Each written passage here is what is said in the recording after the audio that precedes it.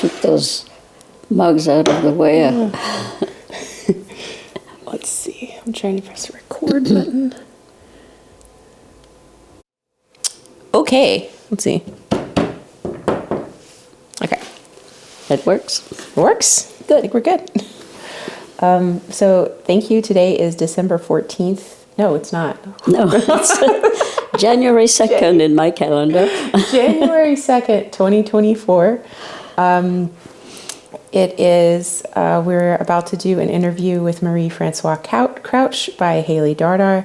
This is part of the Visible Language Enthusiasts, hopefully, group of interviews. This interview will be put onto YouTube after and will be fully public for anyone to use under Creative Commons, YouTube's Creative Commons option. So people will be able to remix, reuse it, and it will also be publicly available. If you want, we can definitely, I'll be sending you a version of this before it goes live to the public so that you can tell me what parts you want to edit out or if there's anything that you want to cut from the interview. And then once we get something that you're happy with, then it'll be live. Okay. Are you okay with that? Perfect. Okay, good.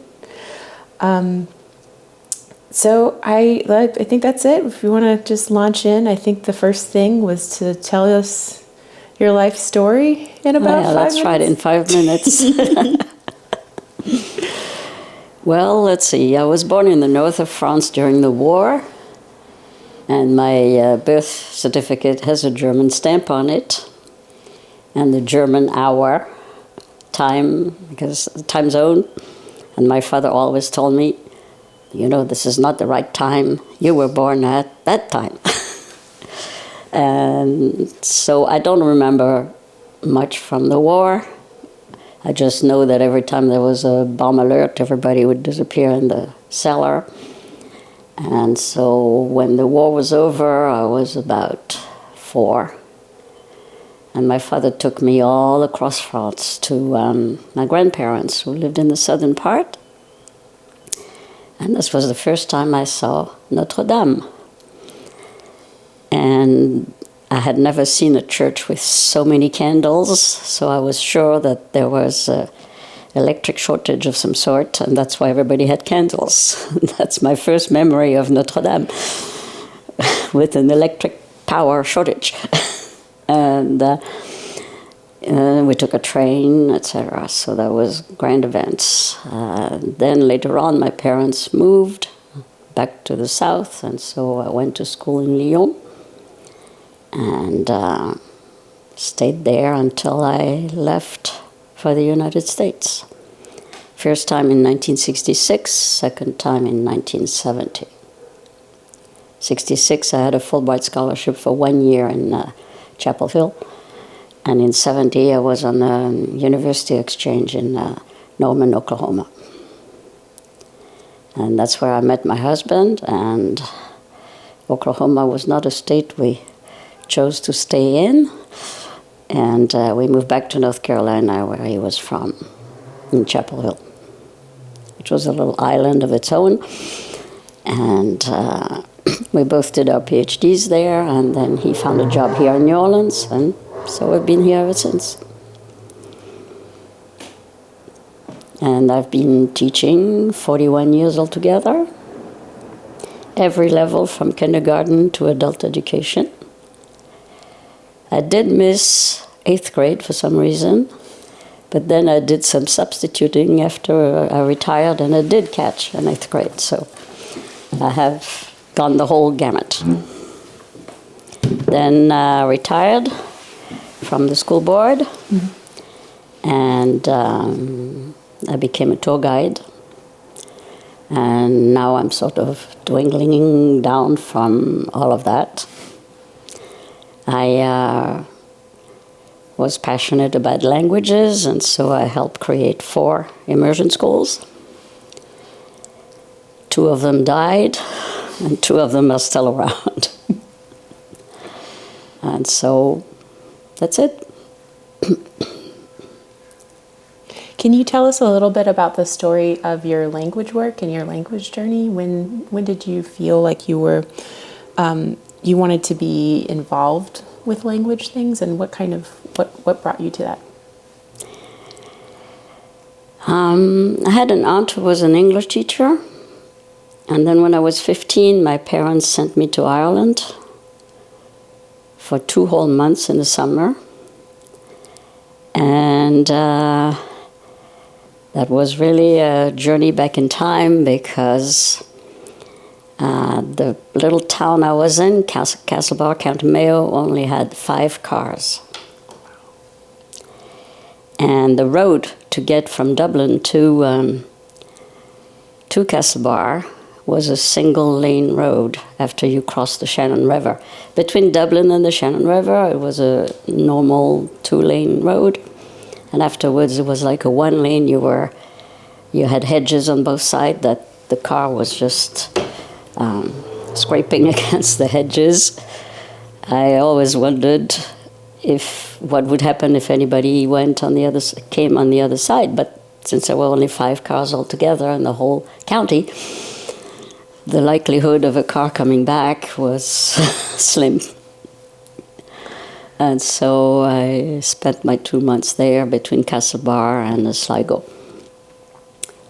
Did the Croagh Patrick pilgrimage, etc., the whole thing that everybody did in those things. I was the first foreigner to get there after the war. The kids all came to look at the French girl. Did she have 5 legs and 3 heads or something? And then I was just looking normal, so everybody was reassured. And another thing that was funny is that the television was not around yet, but the pub had already bought a TV, because he was hoping that pretty soon there would be a television station of some sort. And the funny thing is that we would get a sound, an English sound, and pictures from French television, and nothing matched. But everybody was looking at the screen. It was really funny. It took years for television to arrive. I think it was 61 when Teleficheren really took off. So that's how I became almost fluent in English. What motivated you to go to Ireland in the first place? England was like a business. People were taking French kids, like 5 of them, and so you couldn't learn any English really, because it was really a money-making proposition. In Ireland, it was further. It was difficult to get there. I had to take 2 planes plus a car and a train to begin with. So it was not very accessible. And then I told you, the first foreigner to enter that village. I had to sink or swim, learn English or else. And then I had to write I had to send homework that I would send to a teacher in Dublin, and to correct my written English at the same time. So I had homework to do every day, plus living in the family and playing tennis and swimming and eating too much, because they thought I was too slim, and so they decided to fatten me up. And that was funny. And then the church was so powerful there. I remember when we were playing tennis, when the Angelus rang at noon, everybody put down their rackets and started to recite the Angelus. It was just Sunday, church, etc. There was one little teeny Protestant chapel, which was always closed, except one day it was opened. So I started to go in, and somebody grabbed me by the neck and said, "Oh, no, you can't go in there, you're going to go to hell. So stay out of there."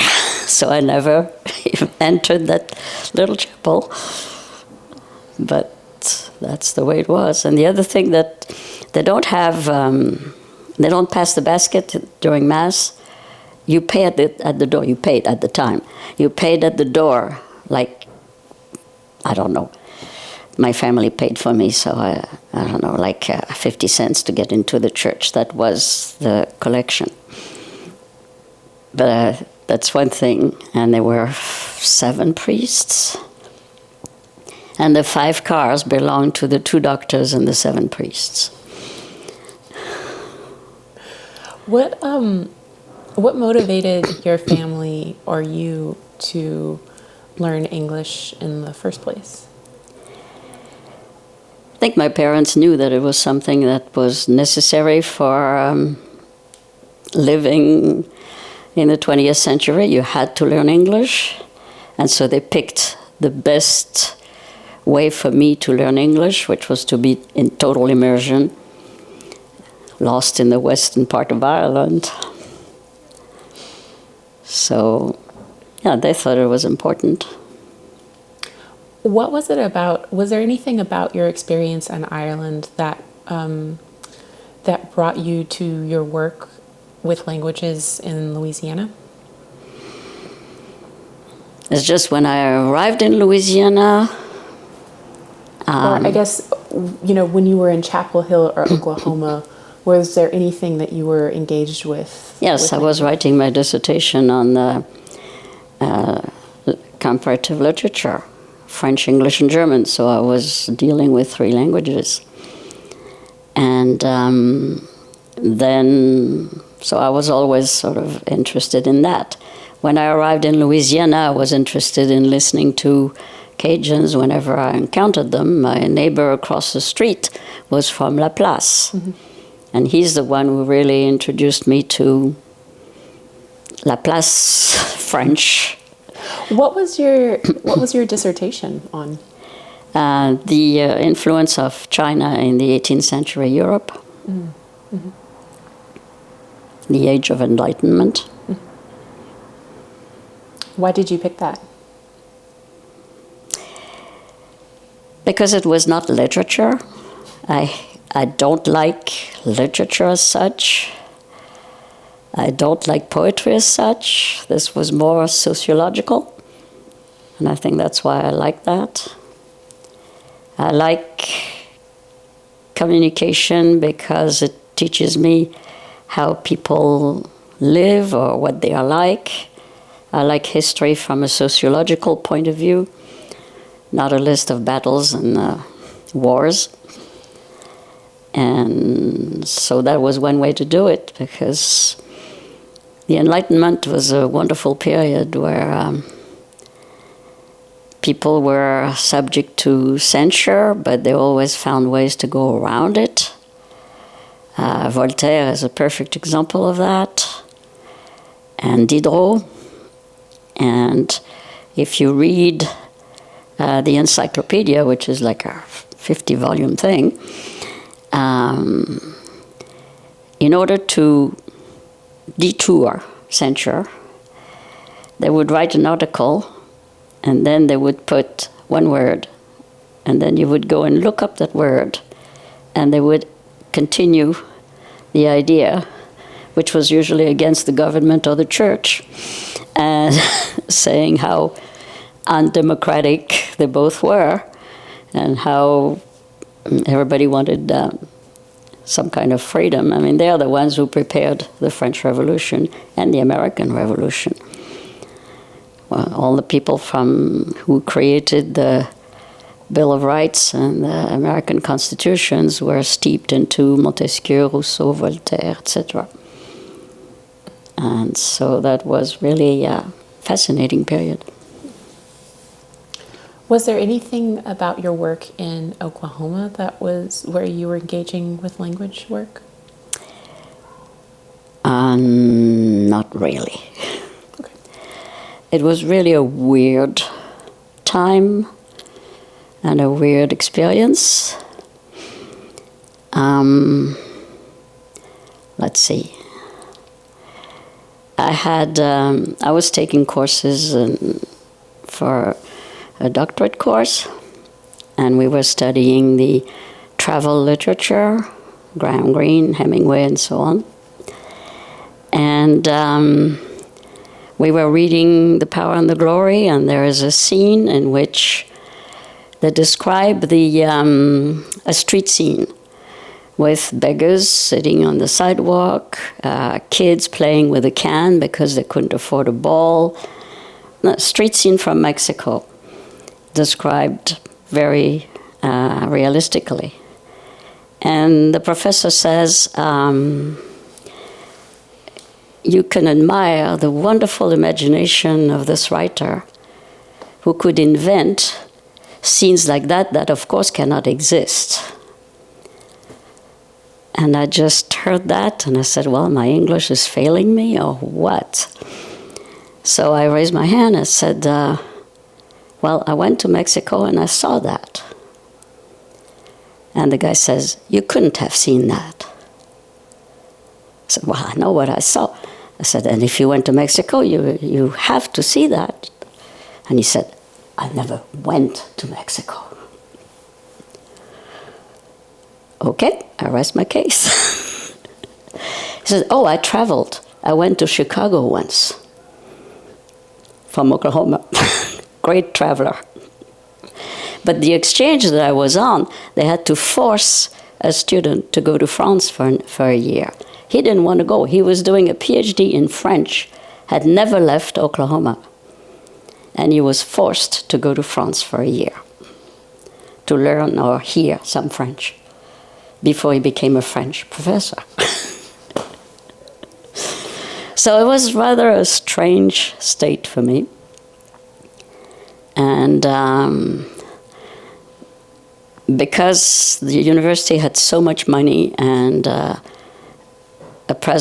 new president from Vermont told them that if they want to become a good university, they had to get people from all over the place. And so I think they created like 2,500 scholarships. I was one of them. And then they brought all those people from New York and Chicago and San Francisco and all that. Communist invasion. They fired the president and canceled all the scholarship. For 15 years, I was the one and only French person on a scholarship in Oklahoma. And then they also wanted to kick out the Osage Indians because they came in with the scholarships with us.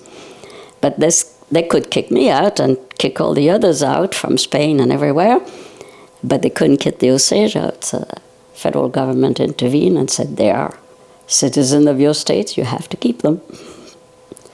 So that was a good thing.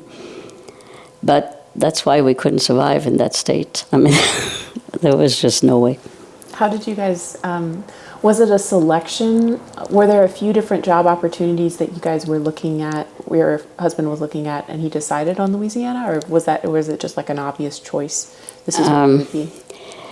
No, well, we both quit Oklahoma and went to North Carolina, where I was from, to Chapel Hill, which was where we learned how to live in an island with the rest of the state. Every election was Chapel Hill versus the rest of the state. And one day it was Chapel Hill plus Charlotte against the rest of the state. And then after we both finished, he got a job in New Orleans, so we both came. And so there was just that, there were not that many jobs, but New Orleans sounded interesting. Mm-hmm. And we've never left. I'm still here. So at first, I don't think I was that attuned to the different French, other than my neighbor who introduced me to some Cajun French. People wouldn't speak to you if you were French. They were afraid you would laugh at them. They said, oh, I don't speak French, I speak crooked French, they would say. I said, no, you speak French. I mean, it's just... But you couldn't convince them. And so that took a while. And then I was raising my kids, trying to finish my dissertation and doing things like that, so I didn't do, very much extensive experience in Louisiana languages until 1992. That's when Coteaufield finally appointed a Louisianian as head of Coteaufield. Before that was a Belgian, then a French. And finally, a Louisiana woman became Erline Broussard. So were you familiar with Codafil, or were you Yes, involved everybody who was in French was involved? and knew what Codafil was about. So yes. You were involved with language things before you got really involved, or no, you just knew about it? I knew at that time, until 1992, I just knew about it. Okay. 1992, my kids were grown, I had more time, and I was great friends with Erline, and she's the one who looked around and said, what, there's 17,000 people down there in, on the other side of the Atchafalaya that nobody ever looked at. And so she made an appointment, February, at the Tribal Council in Dulac. Arlene is the head of new head of Codafil? Yes. Okay. She was the new head of Codafil. And she was your friend? And she was my friend. Okay. And she said, oh, I made an appointment, but I don't know where I'm going. Can you come with me? So we met in Houma. We left one car and we drove down that interminable road to Dulac. And that was an extraordinary day because they said, you come at 12 at the end of the Tribal Council. So we did. But the Tribal Council was into executive sessions, so they were late coming out, but everybody was there waiting for us and started to serve us gombo and everything. It was wonderful. And then we started to talk, and Erline invited them to join the group that was going to the Grand French meeting in Moncton, I believe it was, somewhere in the eastern provinces of Acadia in Canada. And so she took two people, I think one of them was Roy Parfait. And that's it. And then she said, well, you're closer, so you can go more often than I can. So she was deputized me and to get to know the Houmas better. What was that assignment like for you? I loved it. And I got to meet Miss Oradel Norris, and she really helped me out too, because I could see everything that she had done. And so she encouraged me to do whatever I could. And so I did. I just gathered some information, made a little dossier. And when I went to Paris, I just went to the Ministry of Culture and the Ministry of Education and knocked on doors. Nothing happened. I did that 2 years. And the second year, one door opened. And that was really nice because this woman really was enthusiastic and said, oh, we need to do something. And the Pierre Casson, who was the head of the Francophonie at the time, decided to come on a visit. So I met him at the airport, and I took him down to Pointe-aux-Chênes, and took him down to Marie's bar in Grand Bois, and then Brenda had prepared a reception for him at her house. I took him to Dulac to see Marie Dean and Moot and Kirby and all those people. And that was the beginning of that. After that, a delegation of, that was a little later, around 98 or something, a delegation of 10 French senators came. Spent more time in Houma than in Lafayette. And they were all elated. So we ended up getting a few scholarships from Lions clubs and things like that, which helped us translate the little book that Mike Dardar had written and things like that. So it was just small stuff, but interesting stuff. In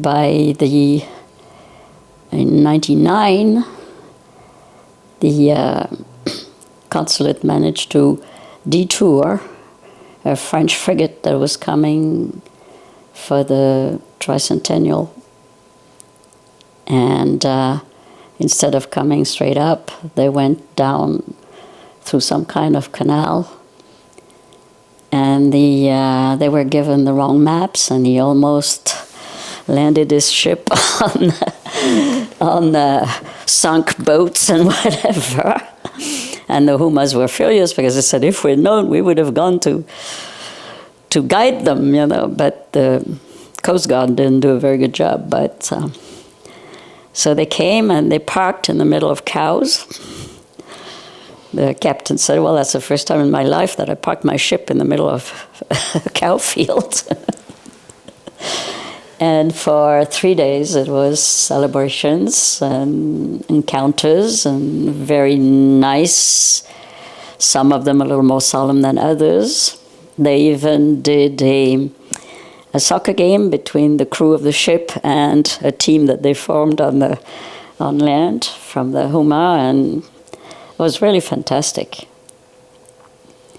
They were very appallingly received by the president of the parish, who just really insulted the consul, the captain, Brenda Dardar, etc. Terrible. That's when I really realized that racism was really strong, and that even the French consul and a captain of a ship were mistreated. So it feels like you've done a lot of work as a diplomat, in some ways, bringing bringing people. Mm-hmm. What are some questions that you find, people that you are liaising for in France have about the Homa or about Gulf Coast tribes?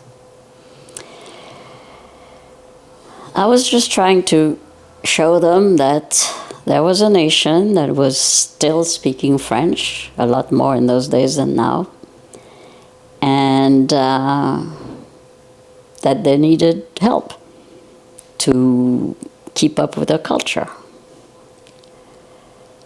I don't know if a lot really happened, but I tried. What you were saying earlier about racism, can you describe how you've seen that, or what that's been? It's just everything that deals with the Huma nation, from any person in authority, is usually negative. Not all the time, but a lot of the time. And even everyday people. I saw that when we were started to look for a piece of land for the Huma nation, and we were touring in the Huma bus, and we passed in front of a big piece of land that was for sale, and Louise Billiot called. And she was sitting right next to me, and I could hear the lady answering and just giving details about how much it cost, etc. And then the lady says, and what's your name? And I remember cringing and said, if she says her name, it's going to end badly. And it did. As soon as she said Louise Billiot, the woman just turned. It was not the same person talking anymore. And that's why I tried to encourage the French who were there and the people from the tribal council to say, you can't buy a piece of land unless you use a straw man. If you do it by yourself, it's not going to be. But they did. They didn't listen, but that's why they ended up with that piece of land that's overpriced. But it's things like that I could feel everywhere I went. Do you still, I'm thinking about generations of, your work since the 90s to now, do you feel like it's changed within the breadth of your work, or do you feel like it's stayed the same, or has there been any? It didn't really expand. It's just still trying to get ahead. But the problems of the Tribal Council are reflecting on the relationship with other people and really restrain what I can do. Because for the past 4 or 5 years, they've only been dealing with the Pointe-aux-Chênes. Everything is happening to the Pointe-aux-Chênes. And the Humas are totally forgotten. They as in who? They have only been dealing with the Pointe-aux-Chênes. Who is they? The French consulate, Okay. Télé-Louisiane, the legislature, who voted $5 million to create that immersion school. Everybody's on the Pointe-aux-Chênes. We tried to have an immersion school. We went all the way to BC Board, but then the council didn't support us. And so we couldn't do it. What is BC Board? The Board of Education. Okay. Which is the body that gives permits for charter schools. And we did our homework, we did everything, except there was no backup. You said earlier, that kind of brings us into like the highlights of your work over the years. You've worked a lot with the HOMA, and you've also worked a lot with schools. Can you tell us, what do you think your highlights of your work within languages in Louisiana?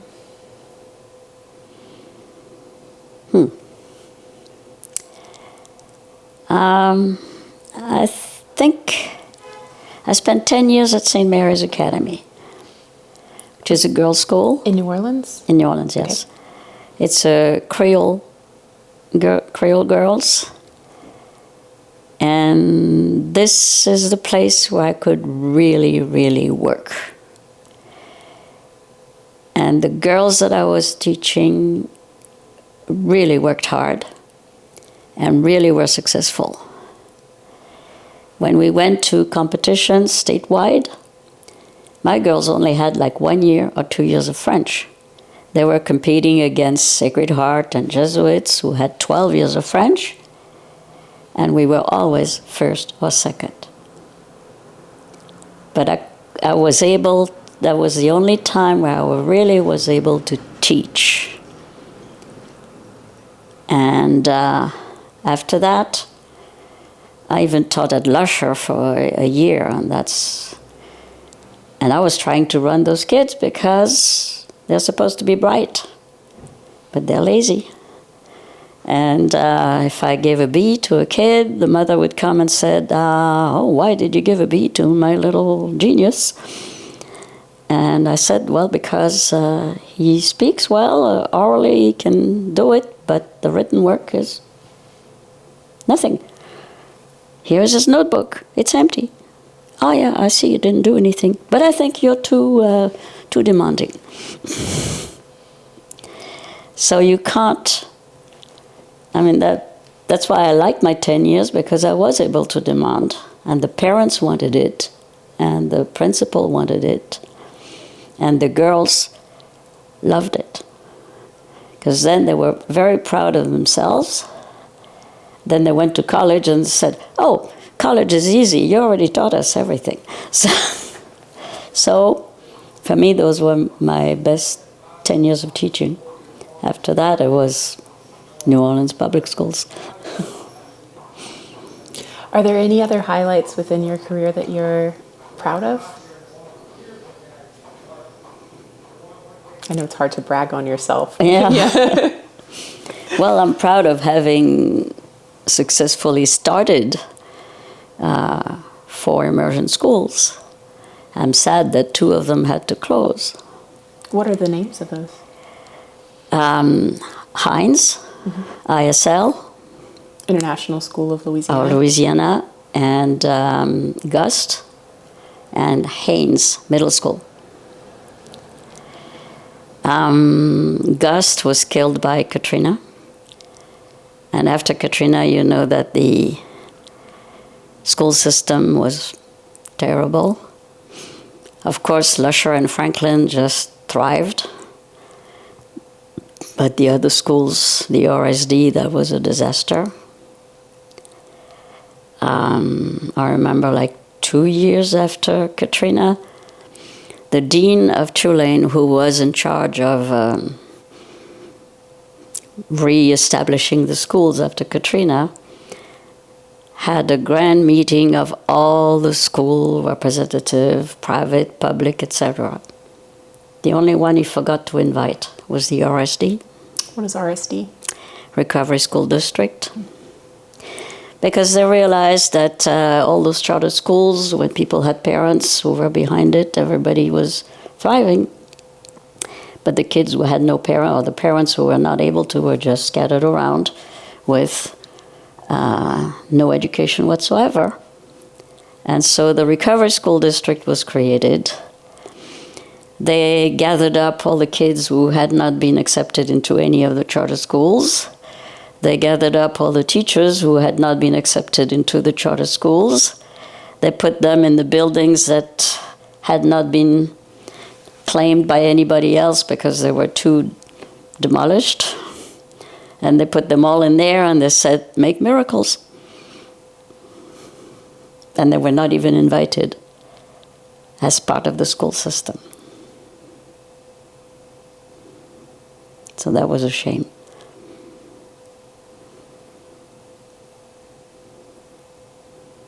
And you were seeing, what role did you have during Katrina where you were perceiving this? Were you a teacher, or are you working in administration, or was this? I was in my last years of teaching in public schools, and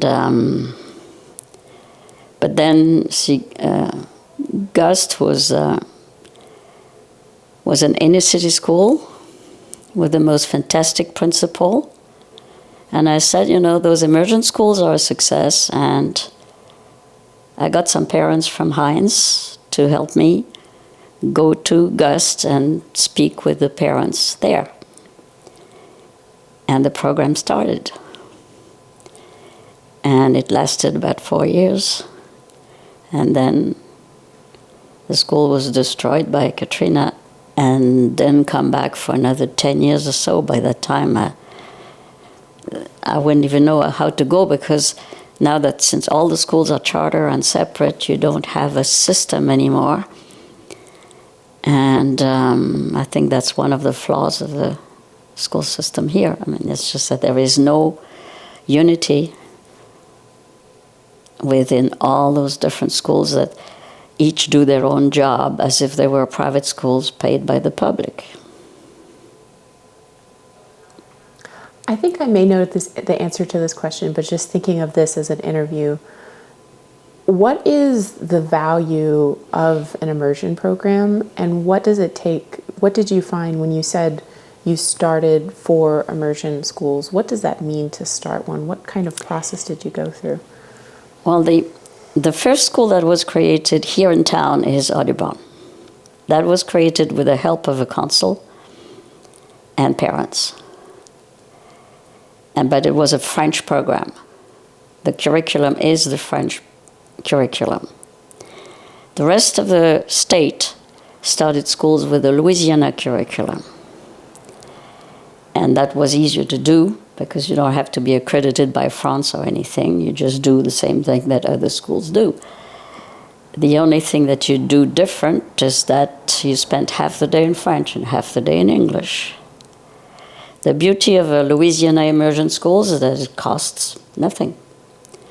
Heinz is in a building that's already in existence. You just select 2 classrooms, a kindergarten and a first grade. You hire 2 teachers, 2 French-speaking teachers, 2 English-speaking teachers. They each teach their class in the morning, and in the afternoon they switch. So you have teachers, but you don't pay any extra teachers. They each teach their their whole day, but they teach in first grade and kindergarten, so they change in the middle of the day. And the English teacher does the same. So it's four teachers total. It's 4 classes, 4 teachers. Mm-hmm. What is and I may know this, but what is the benefit of immersion programs like this for students? Okay, your native language is acquired in 1/2 of your brain. Any language that you acquire after that is stored in the other half of your brain. And the two halves of the brains communicate, which means you are much better with words because they come from 2 different sections of your brain, and that's why all the children who are in an immersion program score much better on leap tests because their vocabulary and their handling of words is better. And that's the main benefit. And it costs nothing to the state. So you said that 2 of the programs that you were part of did not make it. Mm-hmm. Can you talk about the ones that succeeded? All right. Well, Heinz is still going strong, and ISL is thriving. They went all the way to 12th grade the way they had planned, in French, Spanish, and Chinese. So did they start in French and then add those languages? They started in French and Spanish at the same time, and then they added Chinese. What was your role at ISL? I was like the pedagogical advisor. The 2 ladies who started the school, that's Maria Treffinger and Shelley Midura, they were lawyers and they handled the legal and accounting thing, and I handled the programming. How did you get involved with that? I had started Heinz, and that's why. How did you get involved with starting Heinz? I was teaching, according to the BC mandate, with officially 30 minutes a day, every class, 4, 5, 6, and 7, and 8. A BC mandate which is never applied. Because I didn't teach the same class 5 days a week. I ended up teaching 450 kids, 30 minutes here and there. Twice a week was about the most. So I told the parents, I'm a total waste of your taxpaying money. You need to do an immersion if you want something efficient to learn a language. And they agreed. I took them to Lafayette, where I had a friend who was teaching in because Lafayette had 4 immersion schools at the time, so I took them there. And I remember we went to a first grade class. That was delightful. The teacher spent the whole class teaching about teeth, incisive, canines, etc. All the names in French. So everything was taught in French. And then she says, practical exercise. Place your tongue behind your incisives. Nobody budged in the class. Nobody. So she repeats. Mettez votre langue derrière vos incisives. Nobody budges. And so she's wondering what's going on. And then suddenly a little kid raises his hand. Je n'ai pas d'incisive. I don't have any incisives. So they all lost their teeth. They didn't have any incisives. So when they were told, put your tongue behind touch your incisives, they didn't have any and they didn't know what to do. And that really convinced the parents, immersion works. But that was so funny, we all burst out laughing. Now, were the parents that you were working with, were they legacy French speakers of Louisiana French? Or no, they were just interested parents who wanted the best for their children, and they were ready to see if that was really good or not. Okay. And they were convinced. Okay. And so, no, it really worked. But the ones that failed didn't fail because of the program, The ones at Hines failed because Jefferson Parish decided to turn the school into a magnet school. And if you have an immersion school, you have to be able to accept everybody. You can't screen the people who get in. You have to take everybody. So turning the school into a magnet school canceled out the immersion program. So there was a legal law stating that you can't have a immersion in a magnet school in the same. No. Okay. Immersion has to be open to everybody. Gotcha. And that was the case at Gust, but Gust, it's Katrina that destroyed the school. Mm-hmm. And it was never rebuilt. I mean, now I think about 4 or 5 years ago they did reopen something there. Mm-hmm. But, this was just too late. And now the system is not conducive to starting an immersion school. You have to visit every school and see if anybody might be interested. That's just too much work. I'm not capable of doing that anymore. And thinking back about the things that you feel like are real highlights that you've gotten done, thinking about the challenges that you faced to get there, what are some things that would have made your work easier through the years? I don't know, because I did get a lot of help and a lot of advice all along the way, so it wasn't that hard. I wish the tribal council had been a little more behind an immersion school, because we would have one now. But so what was helpful for you? What people, was it connections or relationship or advice or? Yes, when we were having all those visitors coming in, Brenda Dardar was really active and helpful in that. When we tried to set up the immersion school, that was really Adam Grappel that worked very hard on that. And but that was it, because we needed more people. So do you think it's a lack of interest, or a lack of time, or like just, put your time where your mouth is kind of thing, or what is? I really don't know. Starting an immersion school in Terrebonne and La Fourche 30 years ago, I went and visited every single school up and down Bayou La Fourche and Bayou Terrebonne.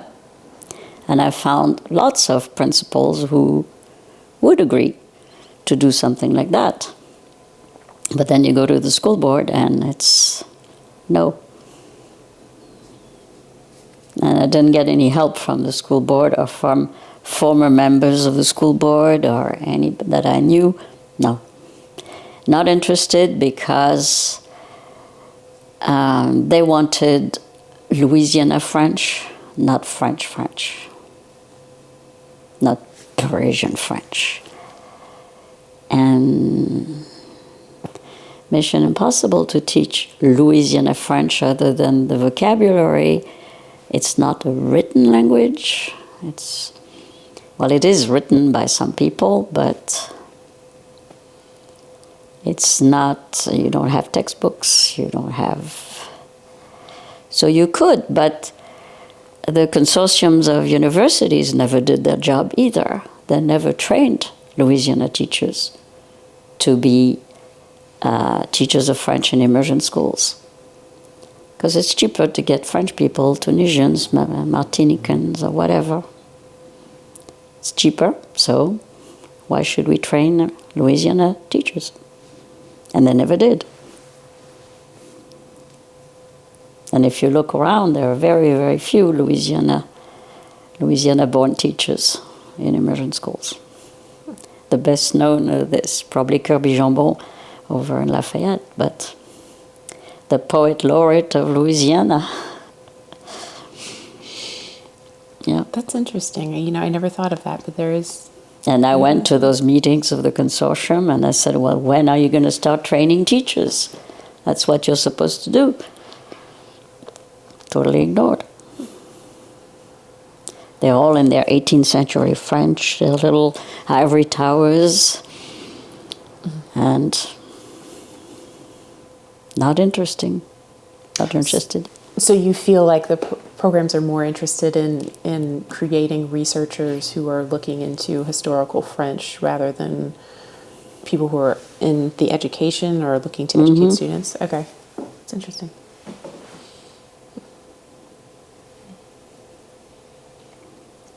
What motivates this work for you? Like, where do you find inspiration? What kept you interested in this through these years? I know the results are there. I don't see them because all those kids that went through immersion schools, I don't know where they went. One or two I've kept up with, but that's it. But I know that it does something positive, even though I don't see it all the time. So that keeps me going.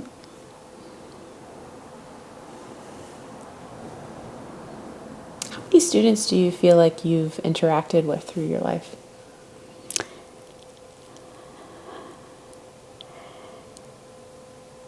I've taught 41 years in France, England, and Germany, and Oklahoma, and North Carolina, and Louisiana. In Louisiana, I was seeing over 500 students a year. It's not been those numbers all the time, but I did see a lot of people.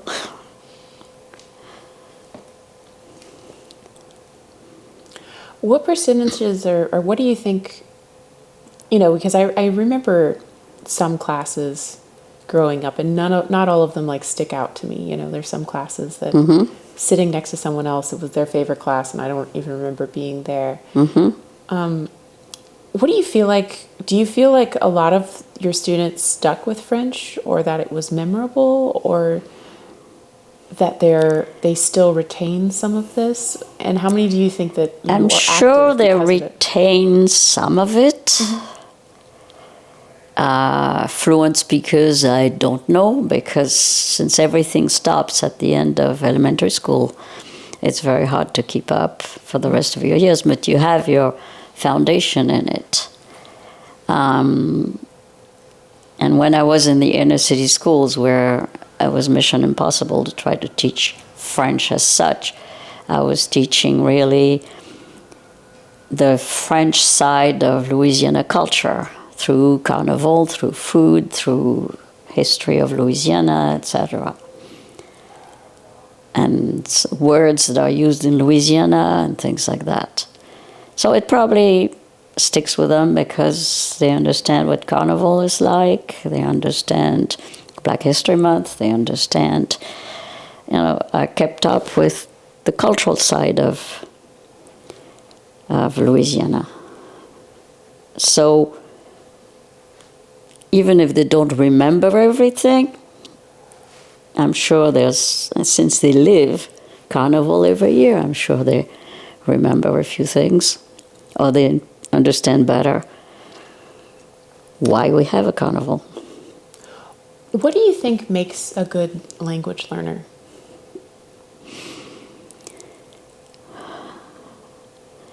I don't know, because some people can hear and repeat. Some people just can't. And they will speak with an accent forever and ever. So it's really, I don't know if it's genetic or what, but for some people it's easier, and for some it's not so easy. But I don't know exactly what makes it easy or not. Is there anything else that you want to talk about, or any final thoughts that this brought up? I don't know. What else do you want to know? I have more questions about your role in diplomacy, through these years. I know we talked about the highlights of your teaching career and the challenges of that, but thinking about, were there highlights in your role with diplomacy, and is there anything that French or Louisiana? That was a very minor role. Yeah, yeah. When I first encountered the Huma Nation, they had just produced that documentary called The Hidden Nation. And my goal was to try to make them a little less hidden. And now I think there are people that are more aware that the Homa Nation exists, but it could be much better. I think the Tribal Council needs to step up and make themselves more visible and mostly communicate better with their people. And there's nothing I can do about that. I can just watch. What do you see as the future for languages in Louisiana? What do you see happening now within the landscape, and where do you think that's going? Well, the true native speakers of French in Louisiana are dying off. The ones that are left are the ones that come from immersion schools or the ones that teach themselves French. So it's really, I think it's always going to be sort of part of the culture because it's there in the music, it's there in the food, it's there in the history, it's there. But Louisiana Cajun French, Creole French, Huma French, that's all going to probably dwindle away, and there's always going to be somebody who speaks French somewhere in Louisiana, but not in large numbers.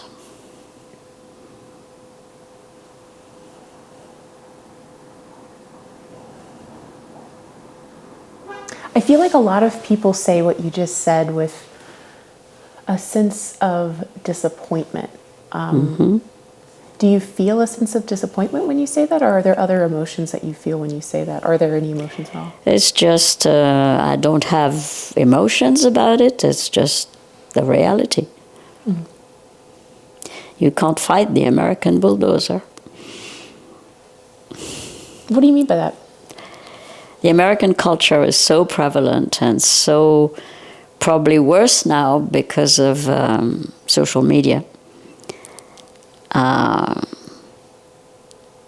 My generation and even your generation, you spoke with your grandparents. Now they don't. They're all with their nose in their telephones. And there is no generational contact anymore. So the whole cultural baggage that we have will not pass on to our grandchildren. It's going to be something different, which will be controlled by somebody else.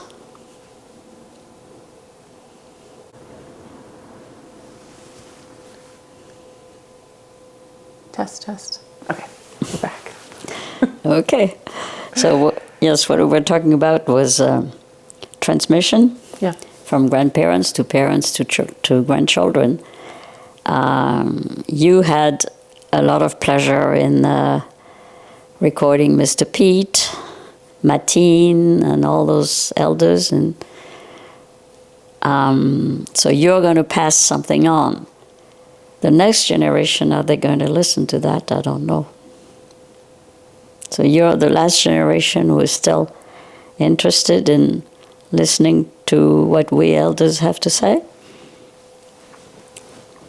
But the generation after you, I don't know.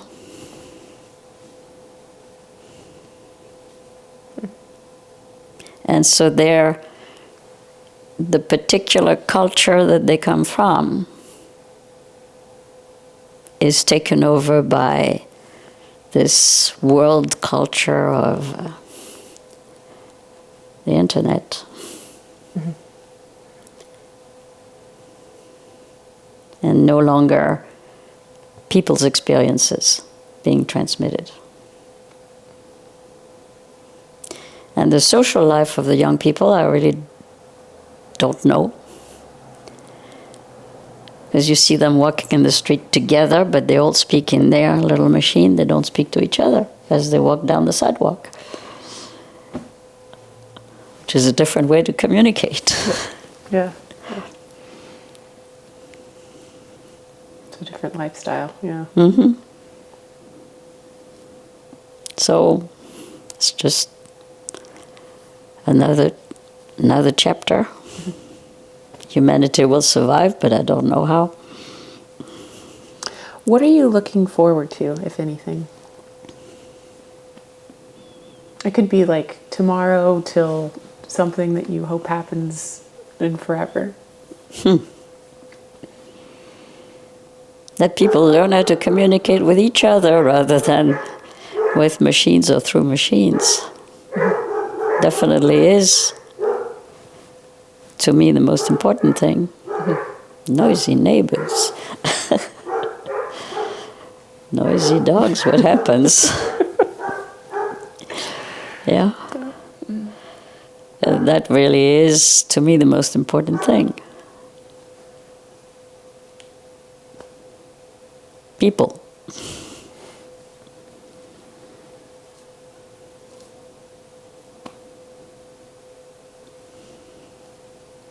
Well, I think that was all of my questions for today, unless you had any final thoughts. Not just yet, but... Okay. I'll be back. I'll be back with more you questions. can be back. I'm going to turn it off if you're okay with that. Okay. Okay.